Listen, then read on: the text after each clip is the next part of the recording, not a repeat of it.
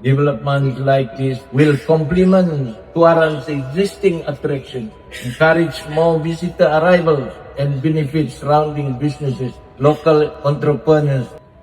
More importantly, developments such as this support several key pillars of Sabah's tourism growth strategy.